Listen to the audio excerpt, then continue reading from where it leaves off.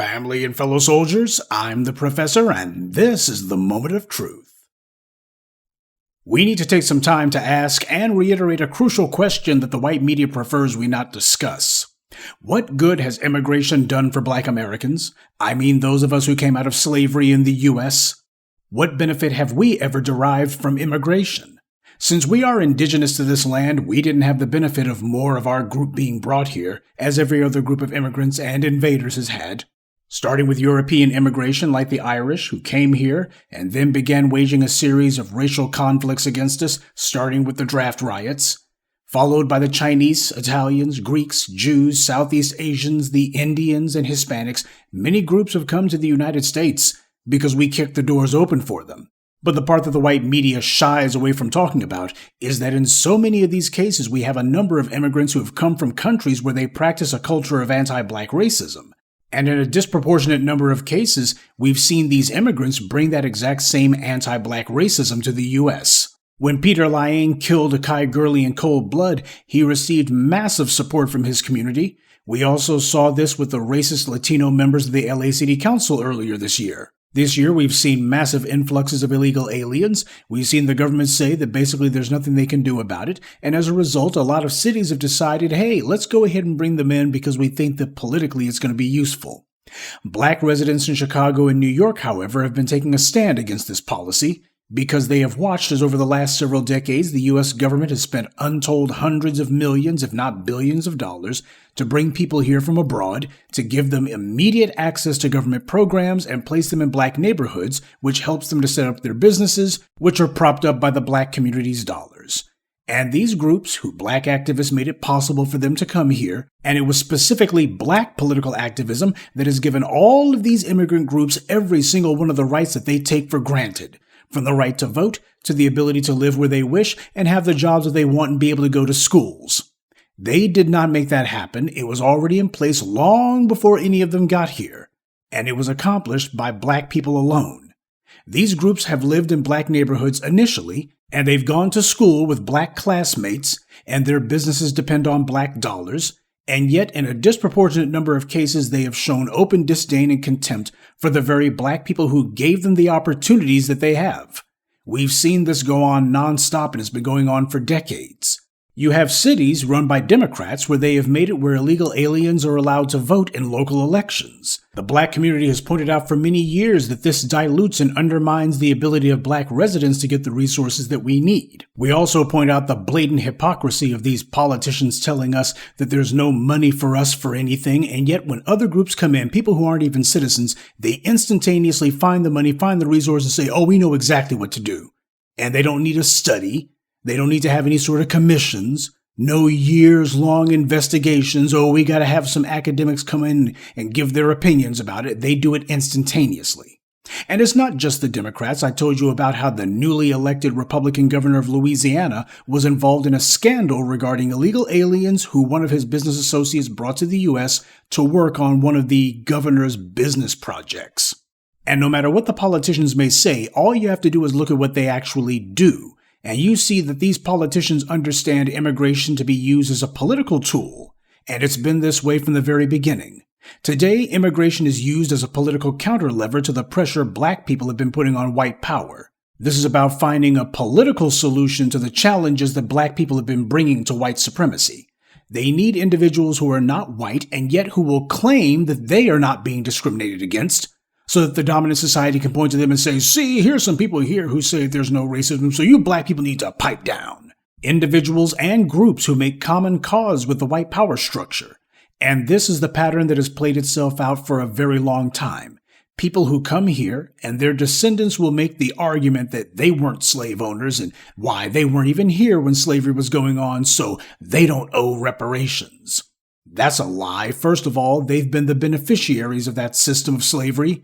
It created the massive wealth that they flocked here to get a piece of. Without Black Americans to build this country, the United States would have turned out like South America or Haiti. See, people love to brag that there were more Africans enslaved in South America and the islands than in the U.S. Okay, if there's nothing special about us, then why is it that none of those other places ever became what the U.S. became? Superior numbers should have yielded superior results, right?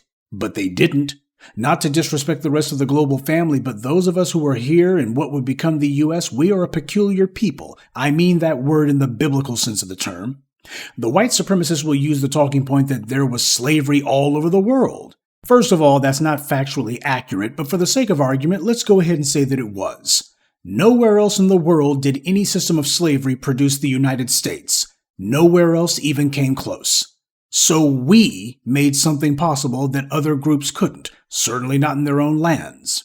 Secondly, and I've used this analogy numerous times, when someone immigrates, what they're doing is they're moving into somebody else's house, a house that they didn't build. Now, when you go looking for a house to move into, and you see one that's bigger than the others on the block, it's got more bedrooms, an outdoor pool, and all kinds of nice amenities. If that house also has a ton of outstanding liens, you become responsible for that debt too if you choose to live there.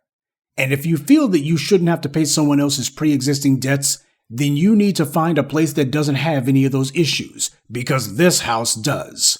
We never see these immigrants or anyone else trying to use the "I wasn't directly responsible" deflection when dealing with any other issue in any other country. I, as a black man, can't immigrate to Germany and then tell them I didn't have anything to do with the Holocaust. I came here after that was all over, so I don't owe any reparations for the Jews, and I don't want my tax dollars going to that. I couldn't do that.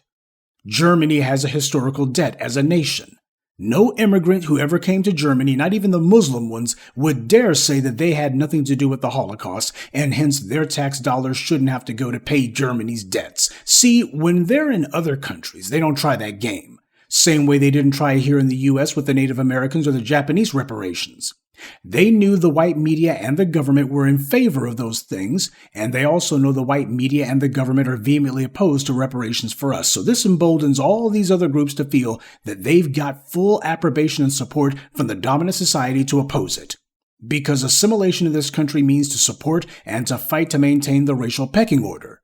These other groups have never been subjected anything close to the endless campaign of oppression that we have, and having their communities repeatedly destroyed, first by white mobs at the turn of the 20th century, and every day since then, we've had our communities ransacked by white governmental agencies and business interests. Black neighborhoods have been continually attacked nonstop by local, state, and even the federal government in the form of highways, so-called public works projects, schools and universities, any old excuse to run bulldozers straight through where we live.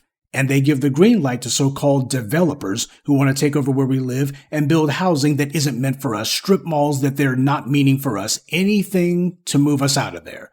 We are a people who have been kept completely on the move, constantly. We never get to put down roots and build anything before here comes the next project. We're constantly targeted. Nobody else is subjected to that. And yet you'll have these other people who come here and they'll claim why. Nobody's ever done anything to you black people. This is the political purpose that immigration serves under white supremacy, a buffer group who will echo the exact same anti-black sentiments as the dominant society. You see, things that affect black people are like truth serum. Everyone's forced to declare where they stand, and that even includes the black misleadership class. They went to the mat for immigrants, but they do nothing for us. Look at Los Angeles as a good example. You got Karen Bass out there. This woman hasn't done anything for black people in the past and isn't doing anything now. And if you were asked about it, you'll have some empty-headed moron who'll say, well, black folks ain't but 6% of the population out there in L.A. What'd you expect from her? Now, if you had an Asian or a Hispanic who was the mayor of, say, Detroit or Philadelphia or any other city where these groups are no more than 6% of the population, do you think that they wouldn't be representing their group's interest? So you see, this isn't a numbers game. This is a designated sellout game, tools doing what their masters wanted. Because you got all these black leaders, they're in cities where black people are the majority, and yet they never seem able to do anything for black people, though they'll be tripping over their shoelaces to do things for everybody except us. Since black people have been defined as being on the bottom in this racial pecking order, this incentivizes other groups, even the non-black ones and a few of the ones who are black, to fight to maintain the racial hierarchy. Because they know even if they're not at the top, their floor is still someone else's ceiling. As long as the racial pyramid remains standing, they know they'll never be at the bottom because that's been reserved for black people. So that's why you don't see black Americans supporting sanctuary cities or any of these other measures. These immigrants have not been friendly towards us, to say the least. and the immigration policy has been used as a political weapon to undermine us. People don't like hearing this because it threatens the system of goodies, giveaways, and guarantees that the racial pyramid has given to everyone else. You can see by how easily and quickly other groups immediately join in to maintain the system that this is no coincidence. Now, when they think that white power isn't going to cut them a break, or when they see white power has its foot up their behinds, all of a sudden they claim, we're all in this together and we're all minorities. If they're non-white, that's what they claim. And if they're white immigrants, then they claim that we're all victims of a class war, which is beyond stupid to say to a black person. Class struggle is irrelevant to our condition. And both the non-white and the white groups say that everybody's an immigrant here. No, we're not. We were not immigrants. We were brought here in chains as prisoners, and in many cases, a lot of us were already here beforehand. Immigration is a choice. A prisoner cannot migrate. They are merely moved. And someone who is native to a land cannot be an immigrant, because they didn't come from somewhere else. Black people have been trying to form racial alliances with everybody since the beginning of time. And all of these black fill-in-the-blank alliances have never worked, because that would require having someone who wants to be your ally. As Mr. Harvey says, this country was populated by thieves, slaves, and opportunists. That is the dynamic that defines the immigration issue in the United States. That is the inescapable truth that nobody wants to talk about. So to black people in this country, I say do not run from your exceptional status. Embrace it. That's what makes us different from everyone else. No matter what, whether it be our principles or the ground we stand on. We are not going anywhere. Good day, and be one. I'd like to take a moment to mention some of our contributors. Anthony Pollard, Johnny J. Martin, Norma Anthony, Miss Incognito, and Rashad Marsh. Salute to them, and thank you to everyone for listening, liking, and sharing this message. Black empowerment only exists because of you.